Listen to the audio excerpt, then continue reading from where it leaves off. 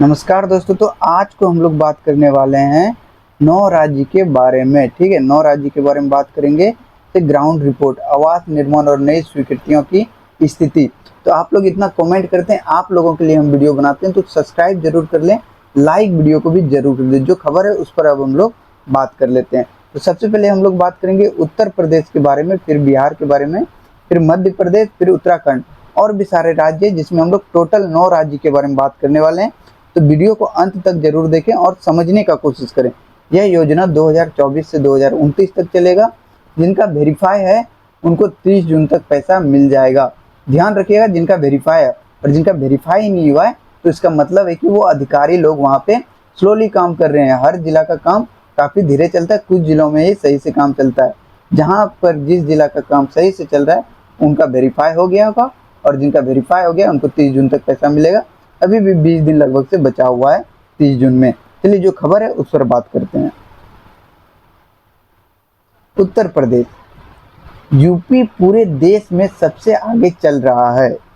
मई जून 2026 के ताज़ा आंकड़ों के अनुसार राज्य सरकार को हाल ही में नई किस्तों और एफटीओ ट्रैकिंग के तहत करोड़ों के नए धनराशि जारी की गई है। ग्रामीण इलाकों में छूटे हुए परिवारों के लिए विशेष शिविर लगाए जा रहे हैं। मतलब फिर से जो ग्रामीण लोगों का जहाँ पे छूट गया है वहाँ पे विशेष शिविर लगाया गया है। लेकिन बहुत सारे लोग ऐसे जिनको पहला किस्त भी नहीं मिला है, बहुत सारे लोग दूसरा किस्त का इंतजार कर रहे हैं। इन सरकार जो है नया नया शिविर लगा रहे हैं और लोगों का ध्यान बस भटका रहे हैं। इन देखिए कब तक मिलेगा, क्योंकि सरकार तो साफ साफ बोला है ये योजना 2029 तक है, 2029 तक हम सभी को देंगे। इसलिए अधिकारी लोग भी धीरे धीरे काम कर रहे हैं।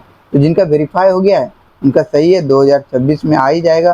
30 जून तक खबर है कि जिनका वेरीफाई हो गया है आ जाएगा, और जिनका सब चीज़ सही चल रहा है उनका धीरे धीरे वेरीफाई होगा और धीरे धीरे पैसा मिलेगा। वहीं बात कर लेते हैं बिहार के बारे में। बिहार में जमीनी स्तर पर तकनीकी कारणों से रुकी हुई तीसरी और चौथी किस्त जारी करने की प्रक्रिया तेज कर दी गई है। राज्य में भूमिहीन परिवारों को सरकार की तरफ से क्लस्टर बनाकर जमीन के पट्टे दिए जा रहे हैं, जिसके बाद पक्के मकान स्वीकृति हो रहे हैं। तो देखिए यहाँ पे जो लोग इंतजार कर रहे हैं 1 साल से, ठीक है, बहुत से लोग बिहार में हैं जो 1 साल से इंतजार कर रहे हैं, 6 महीना से इंतजार कर रहे हैं, उनका तो कुछ पता ही नहीं चल रहा है। लेकिन राज्य में जो भूमिहीन परिवार है उनको बोला जा रहा है क्लस्टर बना करके पट्टे दिया जा रहा है, और उसके बाद पक्के मकान स्वीकृति होगा और इसके बाद उनको फिर पैसा मिलेगा। देखिए सरकार तो बात बहुत बड़ी बड़ी करती, खबर इधर उधर से मिलते रहता है, अलग अलग पेपर में आते रहता है, न्यूज पेपर में। लेकिन अगर ग्राउंड लेवल पर जाकर कभी भी देखा जाए ना तो सारे लोग परेशान हैं। यहाँ किन्हीं के पास घर नहीं है, तो अब बारिश होगा तो वो कहाँ रहेंगे। तो कैसे भी लोग हालत खराब है, लेकिन सरकार अलग अलग तरह से ये सब बातें बता रही है। 100 में से 10 लोगों को घर दे के बोलते हैं हम तो सभी लोगों को घर दे दिए, और जैसे ये 11 होता है तो बोलता है रिकॉर्ड टूट गया, इतना घर दिए हैं। चलिए अब बात करते हैं मध्य प्रदेश के बारे में। एमपी में योजना 100% डिजिटल और पारदर्शी मोड में है। महिला सशक्तिकरण को बढ़ावा देते हुए 90% से अधिक आवासों का पंजीकरण पारिवारिक की महिलाएं मुखिया एवं या संयुक्त नाम पर किया गया है। निर्माण कार्य तेजी से पूरे किए जा रहे हैं।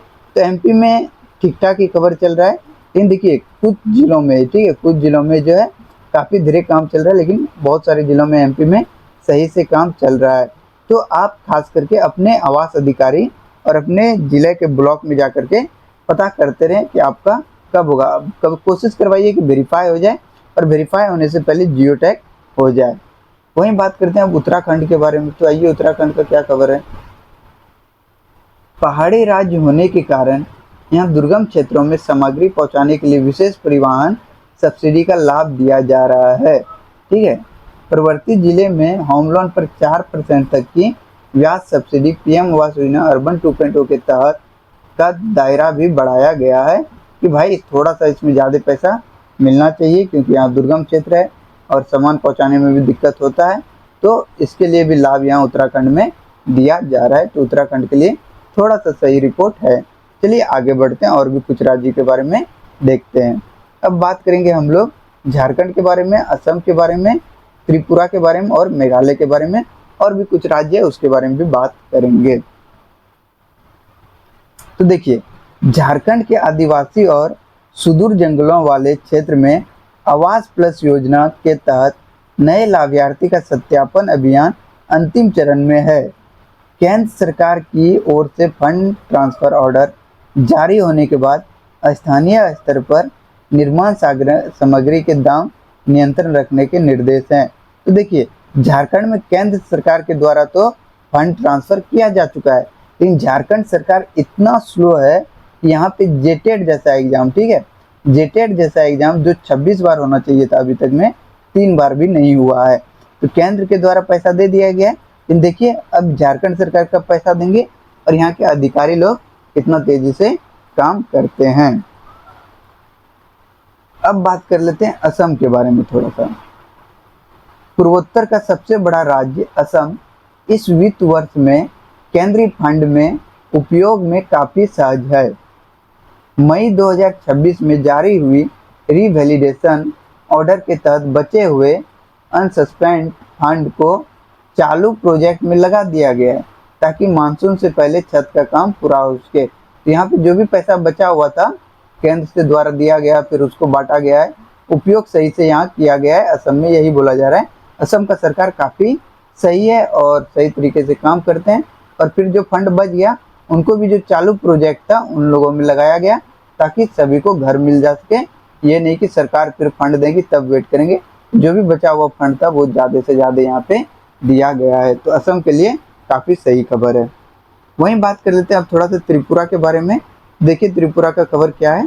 त्रिपुरा में शहरी और ग्रामीण मिशन दोनों ही सुचारू है। केंद्रीय आवास मंत्रालय द्वारा हाल ही में फंड का पूर्ण मूल्यांकन कर राज्य का विशेष आर्थिक सहायता की किस्तें जारी की गई है, जिससे लंबित पड़े घरों का निर्माण पूरा किया जा रहा है। चलिए, एक तरह से त्रिपुरा के लिए भी खबर तो सही है, लेकिन ग्राउंड लेवल पे पैसा मिल रहा है या नहीं इसके बारे में हमको जैसे पता चलेगा वो भी आप लोगों को हम बता देंगे। हालांकि आप लोग अभी कमेंट करके हमको ज़रूर बताएं कि कहाँ पे पैसा मिल रहा है और कहाँ पे नहीं। अब बात करते हैं मेघालय के बारे में। भारी बारिश की चुनौतियों को देखते हुए मेघालय में जून महीने के शुरुआती हफ्तों में ही तेजी दिखाई जा रही है।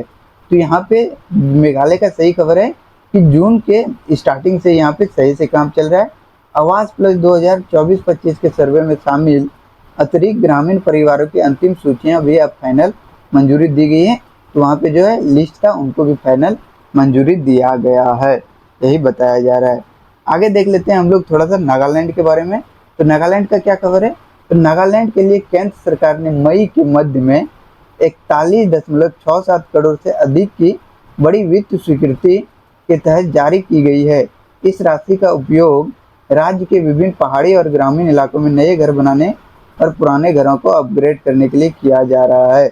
देखिए खबर यही है, इन सभी जिलों में ऐसा नहीं होता है। जो जिला का अधिकारी सही है वहाँ पे सही से काम होता है, बाकी जगह का काम तो ठप ही पड़ा रहता है।